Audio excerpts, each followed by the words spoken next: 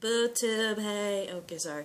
Anyway, this will be my reaction rant on, I believe, Arrow, Season 4, Episode 10, which is called Blood Depths. I did not see this episode when it premiered, because I totally forgot, like an idiot. And also the fact that I'm still suffering from the worst cough in all lifetime. From Sunday till now, I'm still coughing. But anyway, let's get to it. Last we saw was the whole Oliver proposing to Felicity. She says yes. They go in their limo, and Damien Dark's people end up attacking the limo by shooting it up. Oliver, the driver of the limo, ends up getting shot dead, so Oliver ends up driving the limo away. Unfortunately, Felicity did get shot. So returning to this episode, Felicity is apparently going in and out of surgery because she has apparently more than one gunshot wound. And while that's happening, Oliver and the team are like continuing to search for Damien Dark. And while that's happening, you know, Oliver goes to Captain Lance because we all know Captain Lance is kind of like not in league with him, but you know, he's kind of like the little spy for Team Arrow to get information about Dark. So he's going to Lance for information on Dark's location. While Diggle, I love Diggle, I'm sorry. Diggle is like by far my favorite. And when I heard that a while back, a long time ago, when Diggle got his figurine, I'm like, I want it! But anyway, while Oliver is going to Captain Lance for information on Dark's location, Diggle interrogates his brother Andy for possibly the same reasons. But anyway, moving toward that, Ford, they pretty much track down Dark's location, only to find several dead ghost soldiers. That's what kind of creeped me out. I mean, they're dead, and they're there, seemingly alive. It's like, holy shit, zombie moment, you know. It's kind of like, think of that character Cisco from Flash, and how he would geek out, because apparently, if you guys remember, in all the way Season 1 of Flash, there was a moment where Caitlin mentions that she was willing to watch Walking Dead with Cisco. Can you imagine if Cisco was there and he saw the dead ghost soldiers? He'd be like, oh my god, walkers! But anyway. Yeah, they go to Dark's location, they find several dead ghost soldiers, and this is the cool part, I thought this was interesting. They find an anarchy symbol painted in blood. Anarchy. We all know anarchy, right? Right? I don't have to explain anarchy. No? Good. But anyway, I'll probably explain anarchy in some other video or something like that, because I still have to do another video with some missing things that I missed in Flash and more theories. But anyway,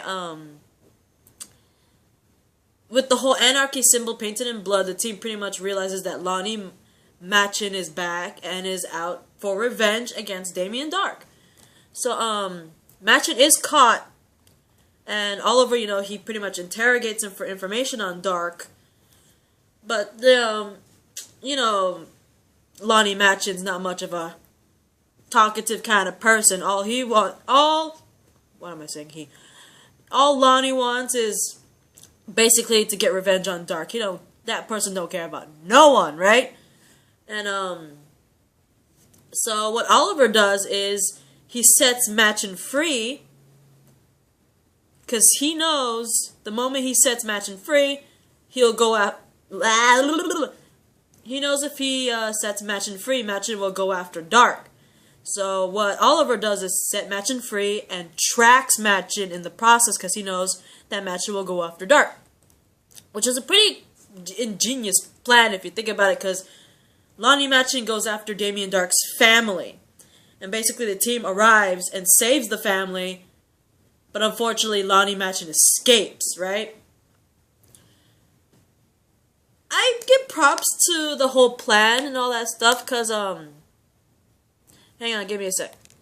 My bad, guys, like, all kinds of sounds, and I got distracted by the television again. But anyway,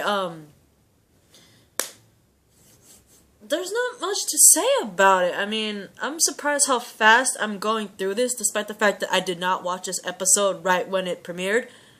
But like, I mean, I give Oliver props for that smart, ingenious plan. You know, he knows that Lonnie Machin wants revenge on Damien Dark, and so in order to get to Dark, you know, Oliver setting Machin free and tracking Machin was a pretty ingenious plan, not gonna lie, but unfortunately, you know, they managed to get to Dark's family. Well, not really Damien Dark himself. They got to Dark's family and they managed to save the family, which is a decent act. Unfortunately, when the fact that they set Machin free means Machin unfortunately escaped. There's always going to be like a win-win situation that I kind of see. Like I said, it's a good plan. I mean, they got to Dark's family, not specifically Dark, but they got to Dark's family, and but it was a double-sided coin because the person they let go ends up escaping. So I don't really have much to say about that. And hang on, I'm distracted by the television again. Hang on. What's up, guys? I'm sorry. Not only did I get distracted by the TV, I ended up getting a coughing fit, so I had to bleh, but not really blah. You know when you get a cough and you have phlegm. I hate phlegm. And also I ended up getting a phone call, so but anyway, continuing off, you know, where did I leave off? Oliver sets Machin free to go after Dark. Machin goes after Dark's family. The team arrive and save the family. Unfortunately, Lonnie Machin escapes. Okay, from what I remember, what I said. But anyway, as repayment for saving his family, Dark's like, "Hey, Oliver, I'll give you time to spend with your own family before I kill you." So when I heard that, I was like, wow. But Dark is kind of I wouldn't say full of himself, but the fact that he's like, since you saved my family, I'm gonna let you spend time with your own family before I kill you. The fact that he even remotely said anything close to that was like a bit too cocky, don't you think? I mean, just saying, Dark be like diva at status right now. It's like, I'm Almighty Dark. You saved my family. I'll give you time with yours before I kill you. Kind of egotistical maniac kind of thing going on. I don't know. I just couldn't help but laugh at that. I thought it was kind of funny. I don't know about you guys, but I thought it was actually kind of like, I don't know, something about that just made me want to laugh. It made Dark kind of look like a diva. I'm not gonna lie to you. Kind of made him look like an egotistic maniac diva. That's what it was. But anyway, the sad part about this episode is that you find out what happens to Felicity. No, she's not dead. That would be like the worst of it all. But you find out that, you know, despite Felicity going in and out of surgery, you find out that Felicity is left paralyzed from being shot. And that's just heartbreaking. And the fact, we all know that this is going to be a very big emotional blow for Felicity herself. I mean, come on, she's paralyzed. She just had like the greatest moment of her life, you know. The love of her life pretty much finally proposes to her in front of all their loved ones. She says yes, they're happy, and then all of a sudden she gets, the car she's in gets shot up, and next thing you know, she wakes up from being in surgery multiple times, like in and out of surgery, and she finds that she's paralyzed. I'm not going to be surprised that the next couple of episodes, that Felicity is going to have some emotional trauma because she is left paralyzed. And I know a lot of you guys were saying about the fact that, you know, Felicity's paralyzed, she got shot, and that in turn made her paralyzed and all that stuff. And I know a lot of you are making that prediction of what that could possibly mirror. And I'm not surprised by this. I will most likely do a theory video about what that theory that you guys have put out there too. I know that the community itself, the fans of Arrow, have made a theory about Felicity's shooting. And I know a lot of them are justifying it more because of the fact that she's paralyzed. and I'll most likely put my thoughts on that theory.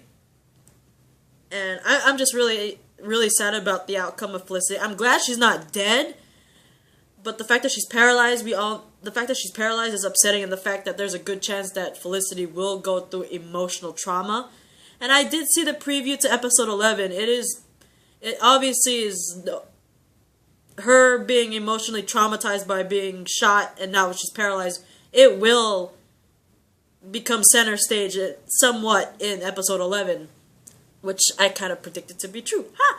But anyway, flashbacks. That one jackass Coughlin pretty much presents Oliver as a traitor, and pretty much shows like, here's proof. Look at this map that Oliver took and all that stuff, and he gives the proof to Raider. And like, while Coughlin's pretty much torturing Oliver, Raider actually notices the spell on Oliver's stomach. You guys remember that the tattoo spell on his stomach was given to Oliver by Constantine, because Constantine did warn Oliver when they met on that island. He warned Oliver that Raider is not all what he seems. It's not really a drug thing that Raider's doing on that island.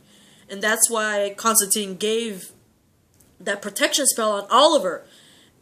And so the fact that Raider actually notices the tattoo on Oliver's stomach as a spell pretty much confirms Constantine's little worry about Raider being there not just for drugs, you know. It's obvious he kind of knows about mystical and magical stuff, you know what I mean? And pretty much forces Coughlin to stop torturing Oliver.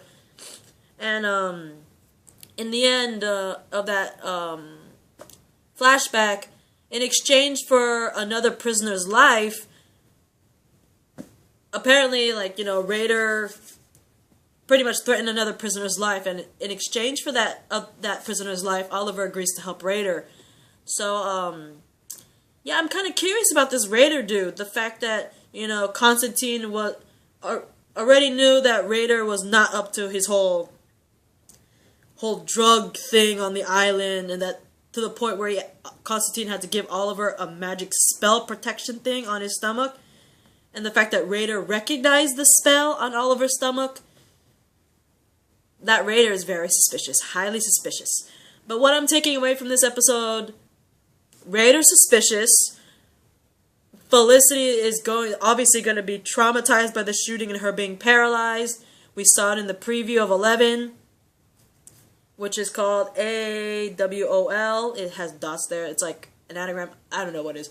But anyway, and also another thing I took away from this was, you know, we got more into Damien Dark's family, and the fact that Damien Dark is not only egotistical maniac, he's like a diva. Even more of a diva than I thought.